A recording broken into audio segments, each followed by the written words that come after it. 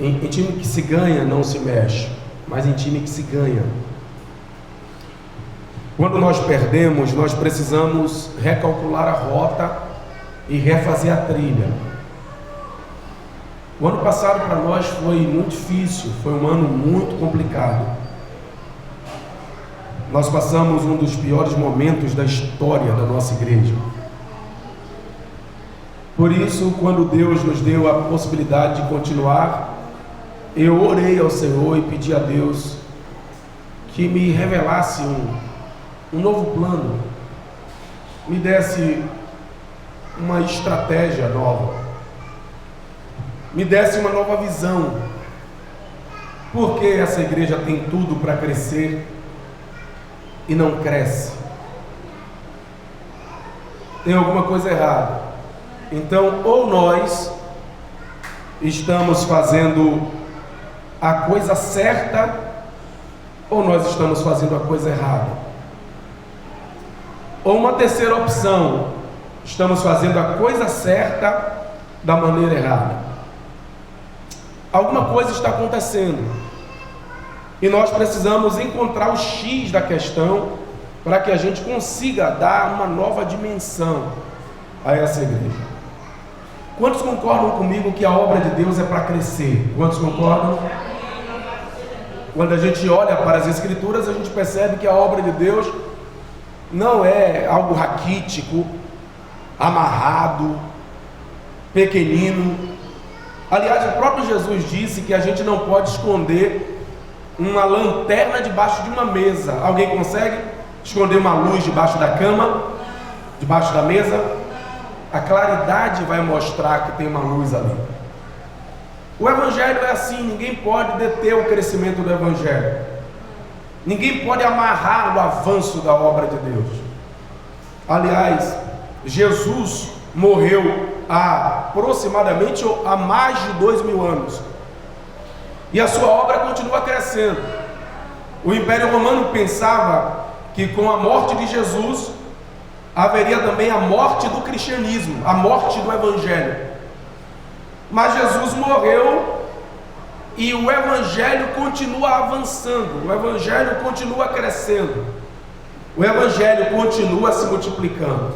Essa é uma das belezas do Evangelho. A preocupação dos discípulos quando Jesus morreu era essa. Quando Jesus ressuscitou, eles ficaram com aquela carinha de pinto no lixo, olhando Jesus subindo assim, como quem diz: e nós, como ficaremos? Então Jesus exclama: não vos deixarei órfãos, eu enviarei outro Consolador, que esteja convosco todos os dias, até a consumação dos séculos. A palavra outro, quando Jesus disse enviarei outro Consolador, é uma palavra grega, alon. Alon significa da mesma espécie, da mesma natureza. Então os discípulos estavam preocupados porque Jesus estava indo para o céu, e Jesus diz para eles: eu vou mandar outro da mesma espécie, da mesma natureza, vou mandar outro igualzinho a mim. Isso então derruba a tese das testemunhas de Jeová, de que o Espírito Santo é apenas uma força, a força ativa de Deus. Jesus disse que ele enviaria outro da mesma natureza. Diga para alguém que está ao seu lado assim: o Espírito Santo tem a mesma natureza de Deus, a mesma natureza de Jesus. E agora é o Espírito Santo que está na frente da obra de Deus. Houve um tempo em que Deus estava à frente, que é no Antigo Testamento. Houve um tempo em que Jesus estava à frente, que é esse período de 33 anos e meio. E agora é o tempo em que o Espírito Santo está à frente da obra de Deus. E há 2000 anos o Espírito Santo está à frente dessa obra. E quando nós olhamos para as Escrituras, essa obra só cresce, essa obra só avança, essa obra só se multiplica. E a pergunta que não cala é: então por que na nossa igreja isso não tem acontecido? É uma pergunta que todos nós precisamos fazer. Será que é por causa do conteúdo? Eu já ouvi alguns irmãos que congregam conosco dizendo não. Igrejas que não tem nada. Igrejas que não tem o louvor que a nossa igreja tem. Que não tem a pregação que a nossa igreja tem. Está lotada. Algumas igrejas num verdadeiro besterol gospel, vendendo ou trocando bênçãos o dia todo, mentindo em nome da casa cheia. E por que nós, pregadores da verdade, não estamos avançando? Por que a obra não está crescendo? Então foi com base nisso que eu comecei a orar a Deus, pedindo a Deus novas estratégias. E aí eu ouvi um pastor Josué Gonçalves, dizendo uma coisa que eu achei muito interessante. Toda igreja precisa escrever a sua visão à caneta, mas a estratégia tem que ser escrita a lápis. Eu vou explicar isso. Por que a nossa visão tem que estar escrita de caneta? Porque não tem como apagar, a gente tem que saber qual é a nossa visão. Mas por que a estratégia tem que ser escrita a lápis? Porque há momentos em que a estratégia falha.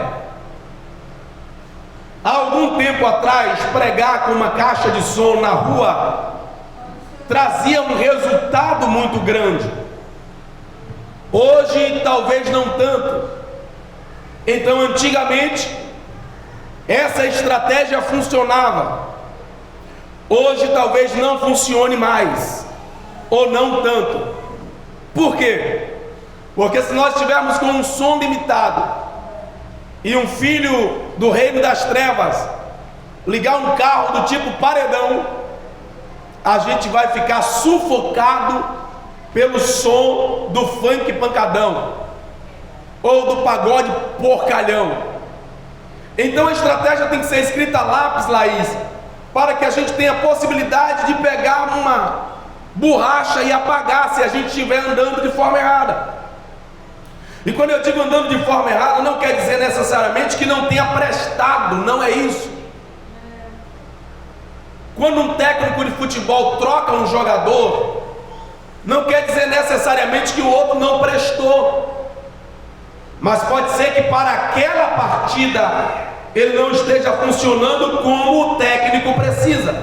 Então ele vai reposicionar as figuras, vai fazer a dança das cadeiras, ou talvez vai mudar o esquema tático do time. Quem está me entendendo, diga amém. Então a estratégia tem que ser escrita a lápis para nos dar a possibilidade de apagar se nós estivermos caminhando de maneira errada. E por que nós estamos falando tanto sobre voluntariado? Porque a igreja do futuro, preste atenção, não é mais a mesma igreja do passado. A igreja do passado cresceu com algumas estratégias que para nós hoje talvez já não sirva mais. Por exemplo, quando eu fui missionário no interior da Bahia, com 19 anos de idade, eu caminhava 1h40 para ministrar um culto como esse no domingo de manhã. Então a escola bíblica dominical começava às 9, faça o cálculo, eu tinha que sair de casa por volta ali das 7 para tentar chegar lá quase 9. Talvez essa estratégia já não funcione tanto, embora hajam muitos missionários ainda trabalhando nessa pegada. Mas seria muito mais prático e estratégico por parte daquela igreja que disponibilizasse um carro ou uma moto para deslocar o pregador. Quem está entendendo, diga amém. Com isso ele ganharia tempo, com isso ele chegaria mais descansado. E com isso ele teria muito mais disposição para pregar a palavra. A visão tem que ser escrita a caneta, mas a estratégia tem que ser escrita a lápis. A igreja que cresce hoje, meus irmãos, não é apenas uma igreja que ora, preste atenção. Não estou dizendo com isso que a igreja deva parar de orar, mas eu estou dizendo que não é apenas com a oração. Uma igreja que cresce hoje é uma igreja cada vez mais atualizada. E quando eu falo sobre atualização, eu estou falando de você trazer daquele tempo para esse tempo. Por isso que aos domingos passados nós falamos sobre recepção, porque o primeiro impacto faz toda a diferença. A maneira como nós recebemos pessoas, se sorrimos ou não sorrimos, vai fazer com que ela entenda: eu estou numa igreja que tem uma visão de futuro. Por que uma visão de futuro? Porque igrejas cujas pessoas que estão à porta ou à frente não têm simpatia, não vai proporcionar crescimento à igreja. Por isso não adianta colocar uma pessoa na porta com a placa escrito "seja bem-vindo" com cara de bicho, porque aquilo que está escrito vai andar completamente oposto daquilo que as pessoas estão demonstrando. Tem se falado muito na atualidade sobre as máquinas substituindo as pessoas, mas máquinas não sorriem. De alguma maneira as pessoas continuarão sendo úteis, porque elas precisarão manipular as máquinas e precisarão substituí-las no sentido de afetividade. Quais são as igrejas que mais crescem hoje? Igrejas que têm no seu rol de membros alguns elementos que são básicos, porém necessários: o amor, e por causa do amor, a comunhão, porque quem ama comunga, quem ama não tem divisão, partidarismo, brigas, fofoquinhas, contenda. Então quem comunga tem tudo em comum. A palavra comunhão dá a ideia de você beber do mesmo cálice, de você comer do mesmo prato. Então quem comunga não tem essa preocupação do esse é meu, aquele é dele ou esse é dela. Farinha pouca é o meu pirão primeiro. Comunhão é quando eu torno tudo comum. Então uma igreja que cresce é uma igreja que tem simpatia, que tem amor, que tem comunhão.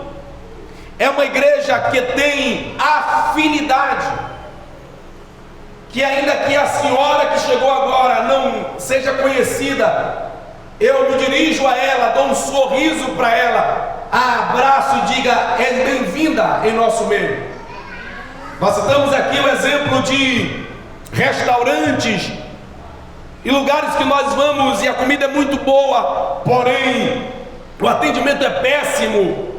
E eu disse aqui, vou dizer de novo, eu não volto lá, e eu tenho certeza que você também não, porque não adianta servir uma boa comida e não ter um atendimento de simpatia.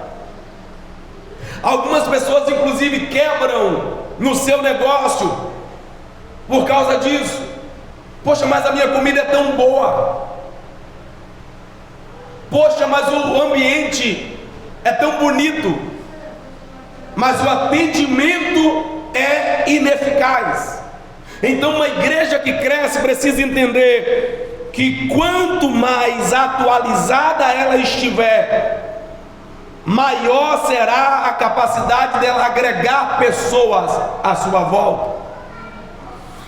Uma pessoa não prospera somente pelo que ganha, mas ela também prospera pelo que deixa de gastar. Vou dizer isso de novo: uma pessoa não prospera apenas porque ganha muito, que não vai adiantar nada ganhar muito e gastar muito. A gente também prospera pelo que a gente deixa de gastar. Então, se a gente abrir mão de gastar energias com algumas coisas desnecessárias, a gente também ganha. Quem está me entendendo, diga amém. Amém. Há igrejas que vivem o tempo inteiro buscando gastar energias com coisas fúteis. Elas gastam energia dizendo: aquele é o pastor, aquele é o presbítero, aquele é o evangelista, aquele é o diácono. Outras gastam energia dizendo: não, a minha posição é essa, a minha cadeira é aquela, eu sento aqui há 30 anos. Então nós prosperamos quando nós deixamos de gastar energias com coisas desnecessárias e investimos ou revertemos essa energia para as coisas que são fundamentais e necessárias. Uma igreja não cresce apenas pela sua capacidade de ganhar pessoas, mas ela cresce pela sua capacidade de reter essas pessoas no fluxo de membresia.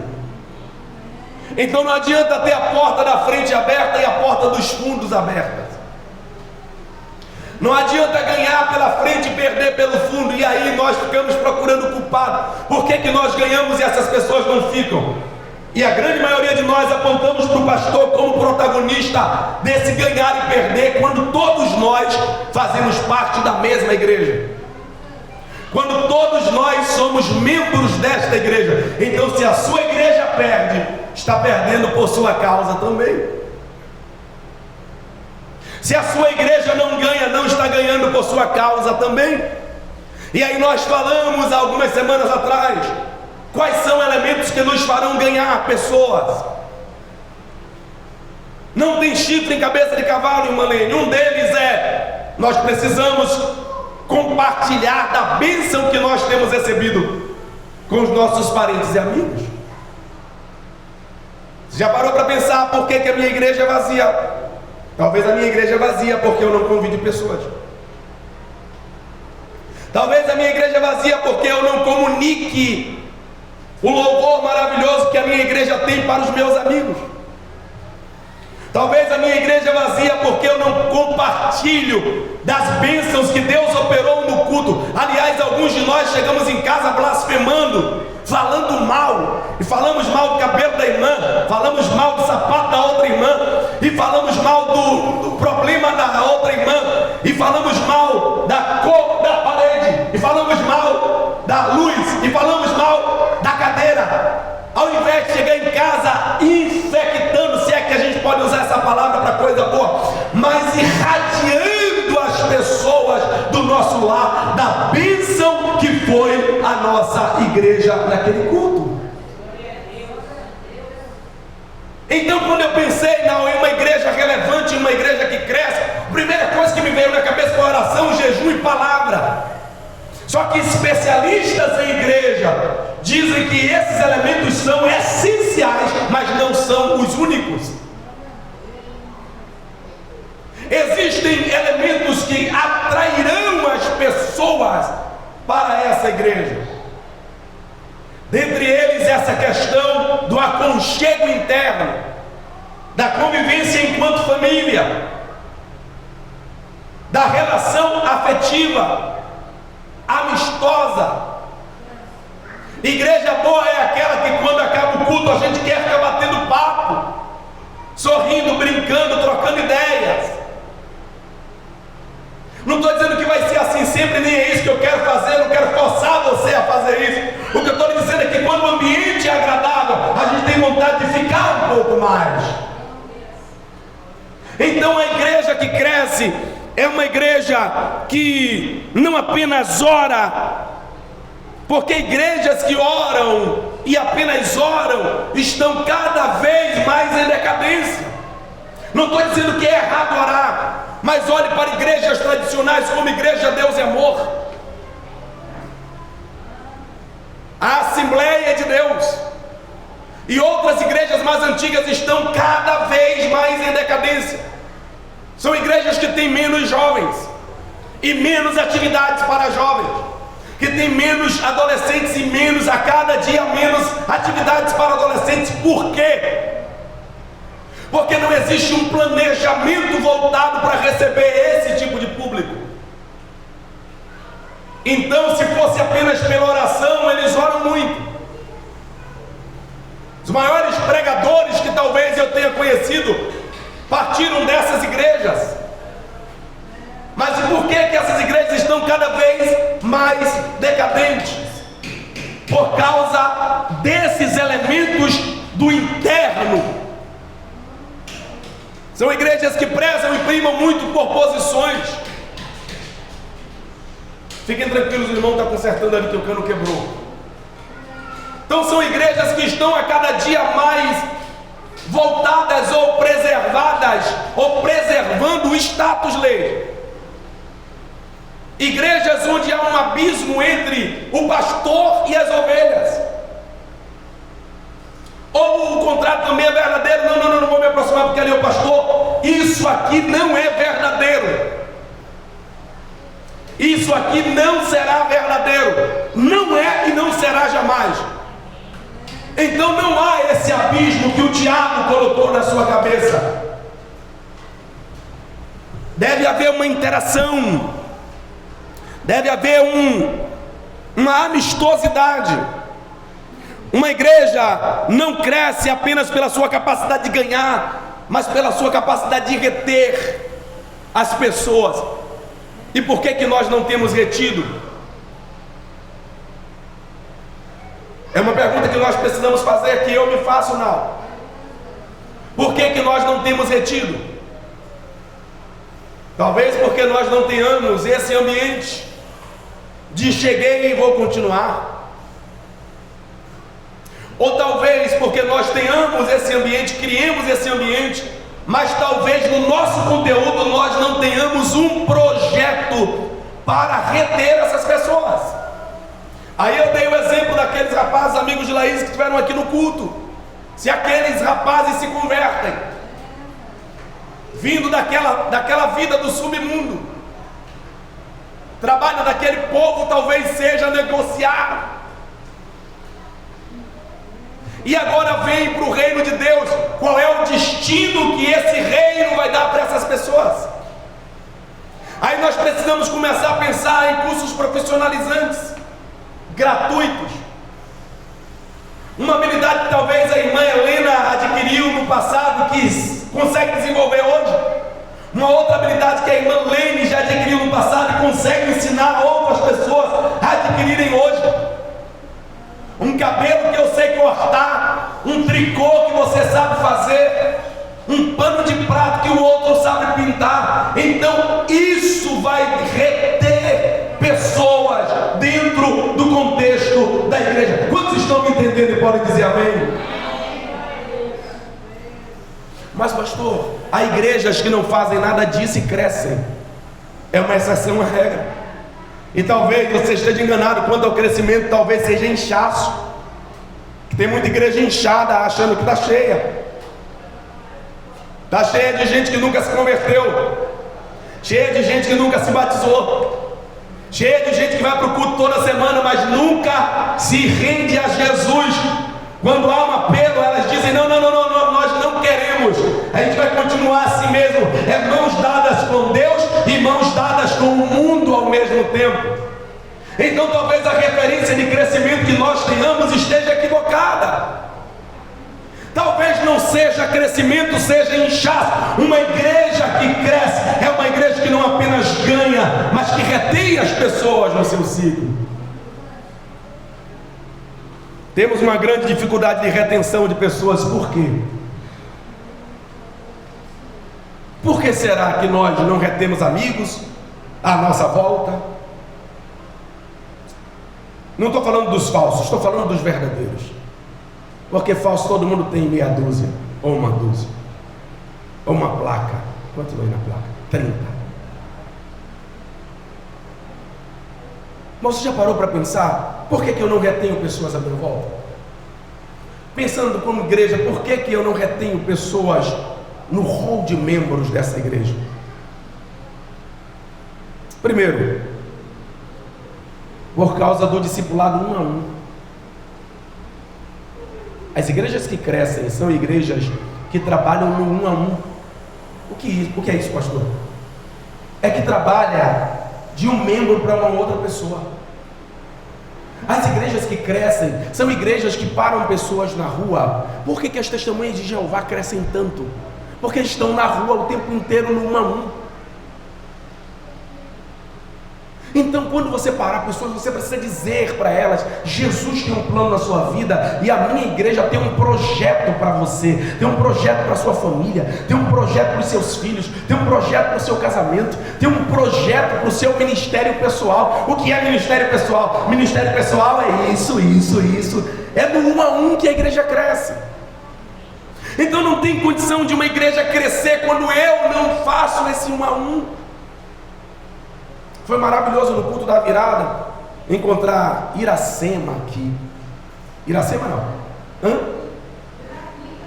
Ah, foi na quinta? Meu Deus, que batalha! Aquilo ali foi uma transposição de montanhas, hein? Uma pessoa ligada às testemunhas de Jeová, filha de testemunha de Jeová, católica, apostólica, romana, praticante do praticismo. E de repente veio a primeira vez em nossa igreja. Por que isso aconteceu? Por causa do 1 a 1. Se eu não contagio pessoas com a bênção que flui da fonte do altar dessa obra, as pessoas nunca saberão. Como saberão se não há quem ensine? Então, para crescer, Dina, precisa ter esse corpo a corpo, esse 1 a 1. Você precisa falar para o seu vizinho da direita: Jesus tem um plano na sua vida. Precisa falar para o seu vizinho da esquerda: Deus tem algo grande para você. Você precisa falar para o amigo que mora em cima: vamos na nossa igreja hoje à noite, Deus tem coisa boa para falar para a sua vida hoje. Porque senão não é por osmose, eles não vão receber assim uma revelação. Eu vou naquela igreja porque Deus quer falar alguma coisa comigo naquela igreja hoje. Eles não vão. É mais fácil que você revele para eles. Então por que nós não retemos? Por causa do discipulado 1 a 1. Quem está me entendendo, diga amém. Amém.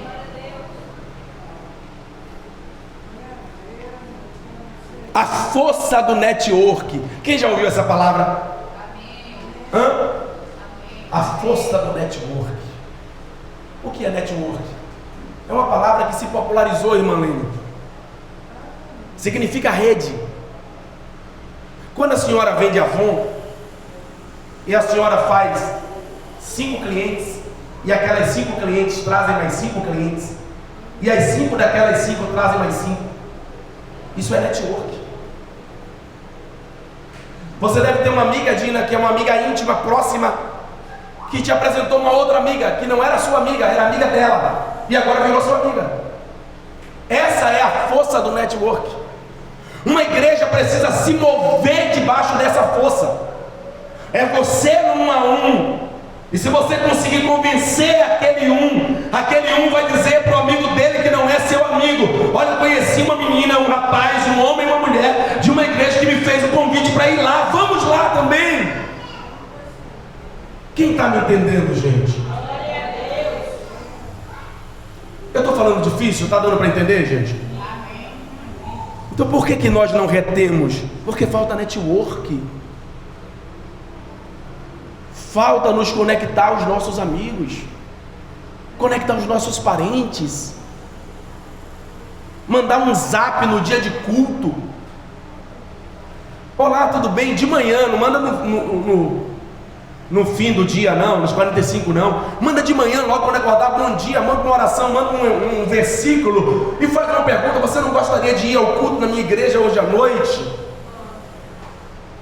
Aliás, você tem feito isso? Irmãos, nós temos uma página no perfil da igreja, que os próprios membros da igreja não compartilham programações.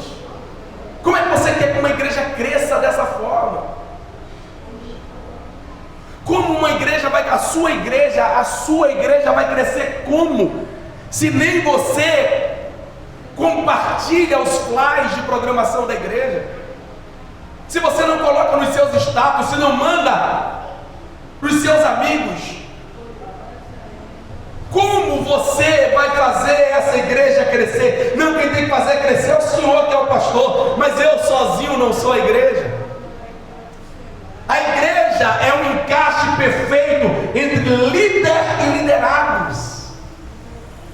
É uma engrenagem. Então a visão que Deus entregou para o líder é obedecida decida pelos liderados, porque não podem andar dois juntos se não houver acordo. E nós estamos percebendo isso assim bem vivo na nossa igreja atualmente, que tem saído pessoas. E por quê? Porque não há possibilidade de caminharmos juntos se não houver coesão, se não houver encaixe perfeito entre liderança e liderados. E não é apenas aqui, em qualquer outro lugar. Você não fica numa empresa onde o patrão diz uma coisa que você não cumpre. Uma mocinha não fica numa casa onde a mãe diz uma coisa que ela não cumpre. Fica, Leide. Fica, irmã Leide.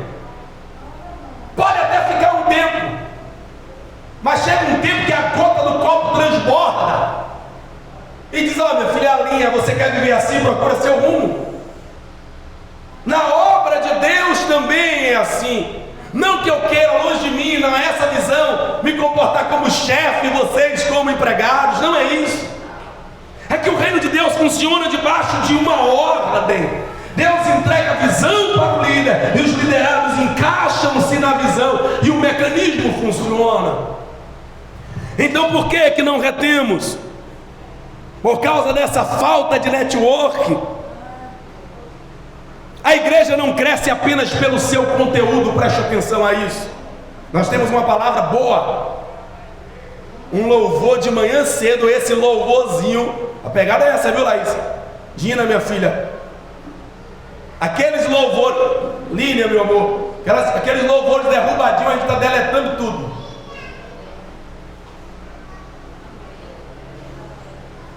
Aquele louvor do você vai cantar, fica de pé. Você está pensando que vai? Aí vem aquele: meu Deus não está morto, pendurado no madeiro.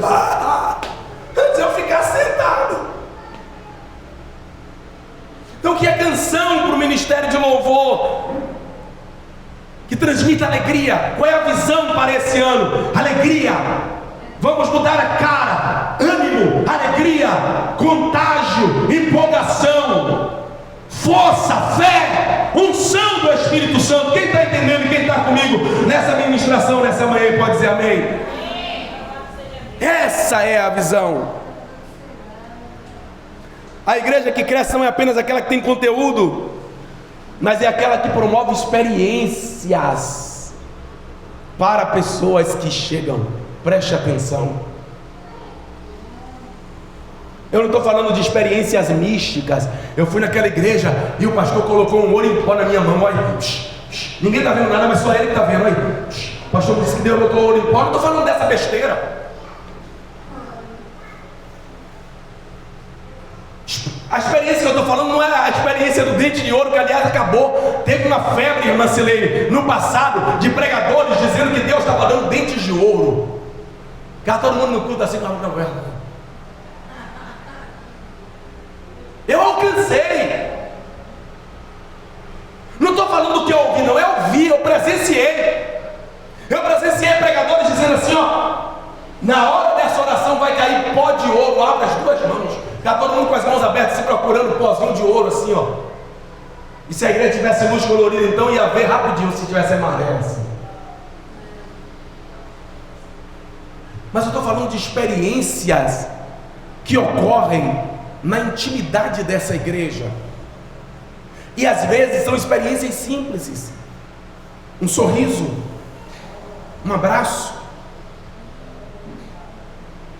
como você está, como você passou a sua noite.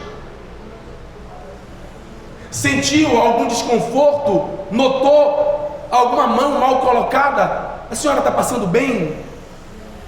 É esse tipo de experiência que faz com que as pessoas permaneçam no meio da igreja.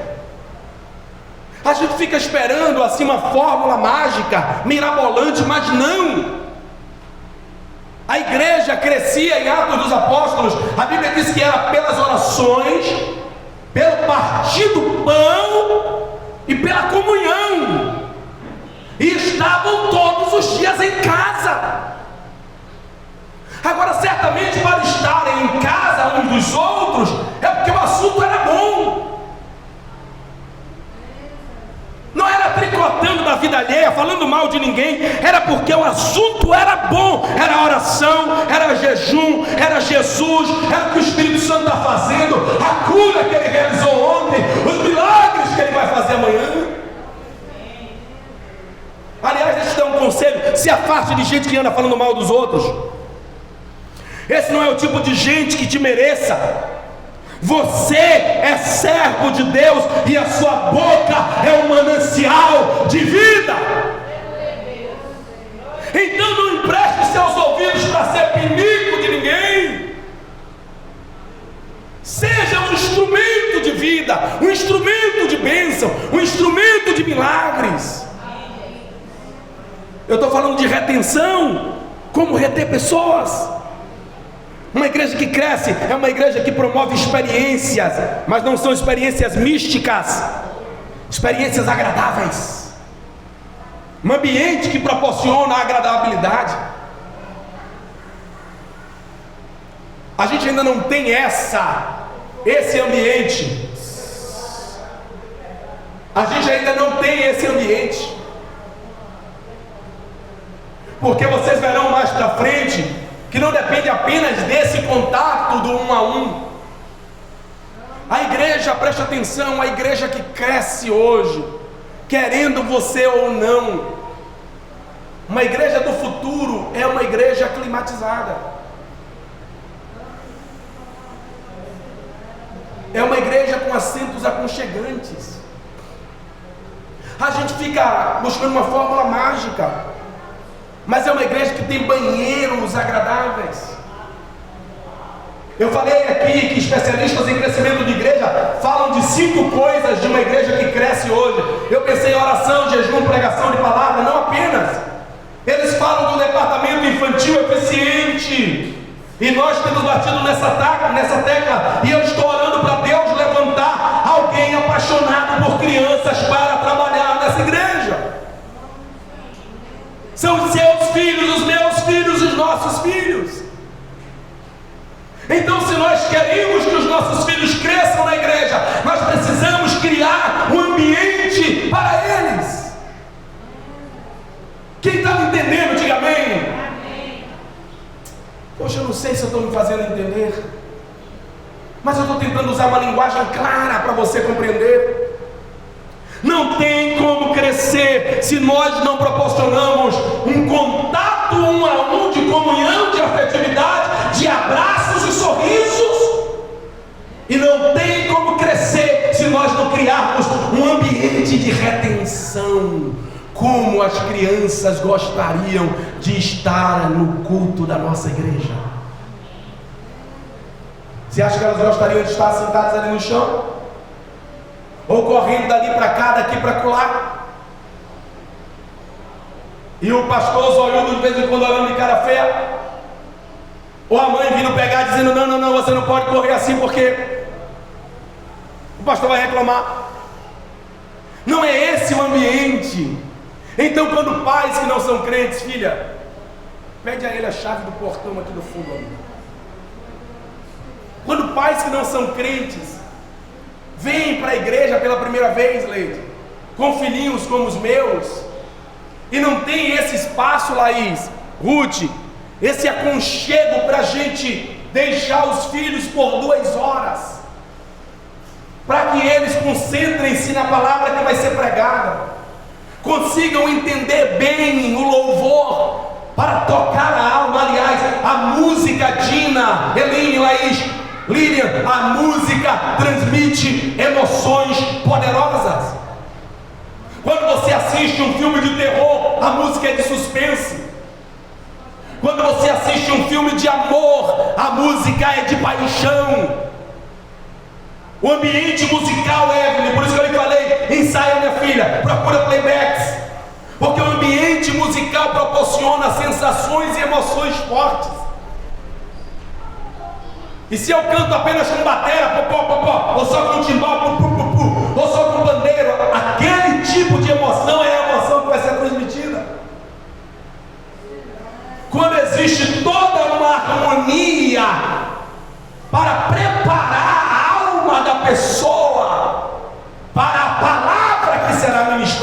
hoje. Quem está me entendendo pode dizer amém. Então a gente precisa entender, abrir a nossa visão, a nossa mente, para compreender coisas que nós não compreendemos. Para de criticar o que você não compreende. Seja o que quer que seja, na sua vida conjugal, na sua vida maternal, paternal, filial, no ambiente de trabalho. Pare de criticar o que você não entende. Abra os seus ouvidos, pelo menos, para tentar entender. A maioria das pessoas não entende sobre a maioria das coisas, mas critica. Semana a gente estava pintando a porta aí, colocando aquele letreiro, e um rapazinho que é amigo nosso, é crente, passou aqui e falou: a igreja das paredes pretas. Aí eu falei: o que é que você entende por isso?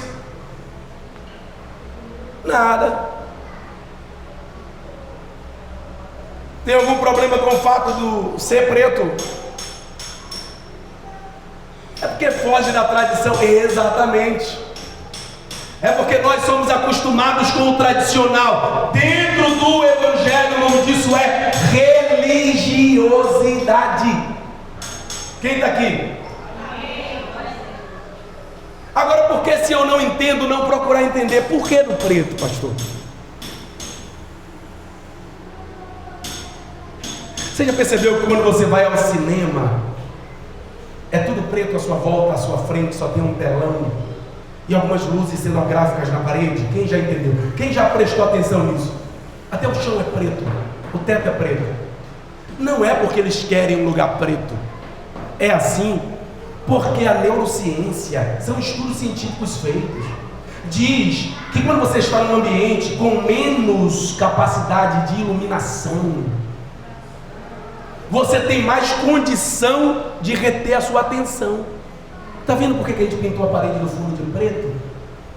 Agora, saia desse ambiente e vá para uma igreja onde tem aqui uma malha vermelha esticada, cruzada com uma amarela, e do lado de lá tem uma verde cana. Aqui em cima tem escrito: seja bem-vindo em nome de Jesus. E aqui do lado tem 2 jarros com um bom de flor que o pastor tem que ficar se esquivando para falar com você. 20 cadeiras aqui, 20 homens sentados, coçando a orelha, outro mexendo no dente, o outro batendo papo. Ou coisa triste é quando chega no altar e está todo mundo batendo papo. Aí você está pregando aqui, o outro atrás.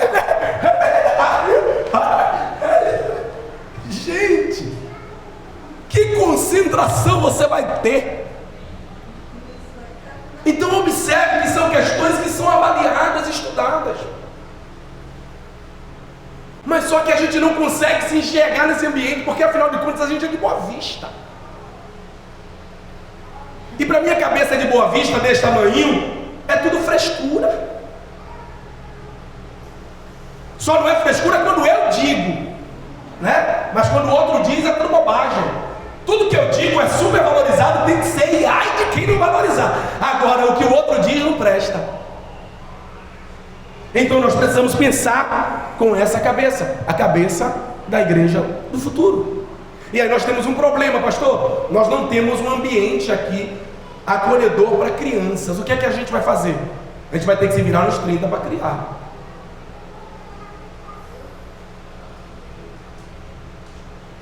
A gente vai ter que se virar de alguma forma para encaixar esse povinho no culto, gente.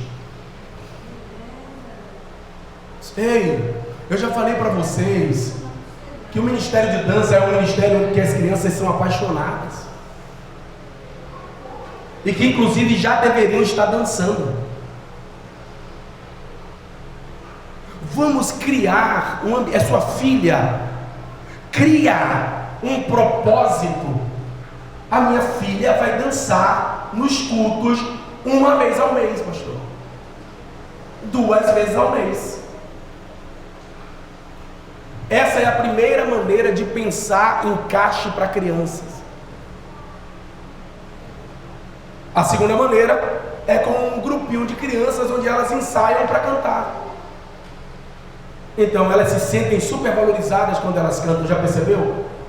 Quando não cantavam, que a gente estava lá no outro tempo, que cantavam, quando não iam cantar elas perguntavam, a gente não vai cantar hoje não. Porque é a participação que elas têm no culto.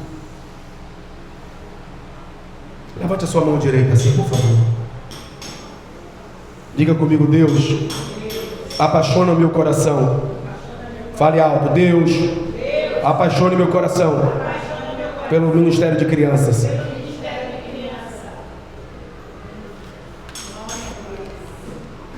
Ah, eu não tenho jeito com criança, eu não levo jeito para criança. Mas em se tratando do seu filho, da minha filha, dos nossos filhos, a gente tem que encaixar jeito. Sim ou não?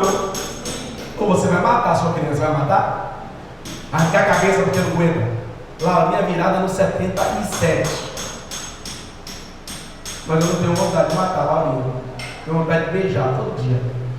São os nossos filhos.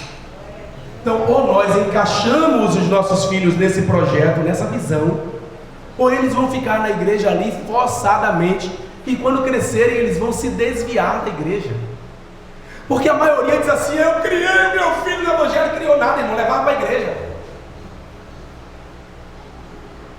O menino: eu não quero ir, você vai, hoje você vai, se você tem que adorar a Deus, vai, eu não quero. Matou o sonho do bichinho.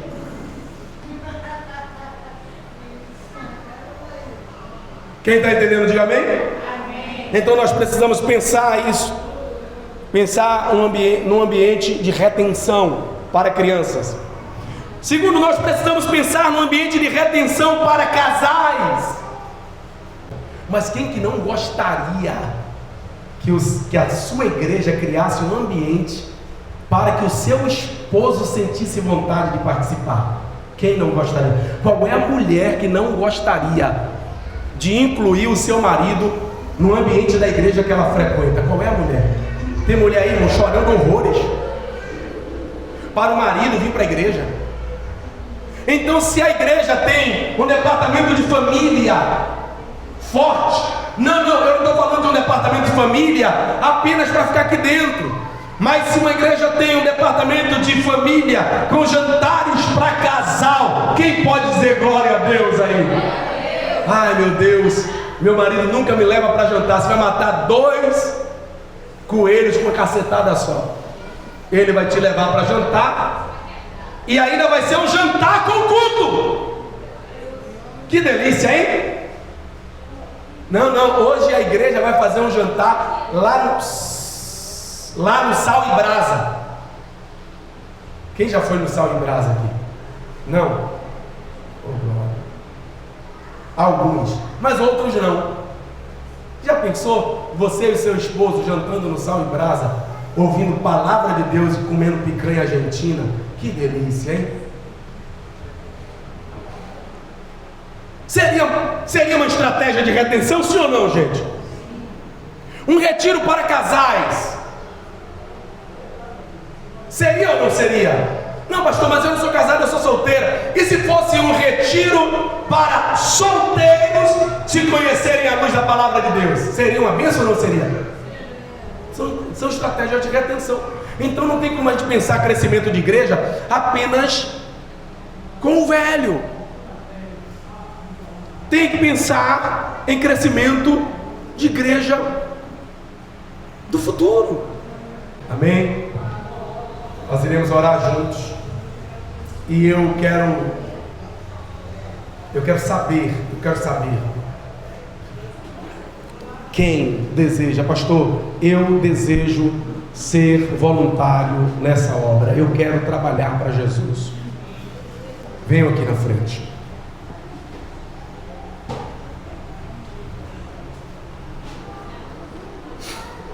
Nós íamos terminar hoje, no próximo domingo nós teremos uma palavra ainda sobre isso. Venham aqui à frente, preste atenção, nós precisamos de pessoas. Uma igreja não cresce sem pessoas. Agora não pense em crescimento de igreja como o crescimento do pastor.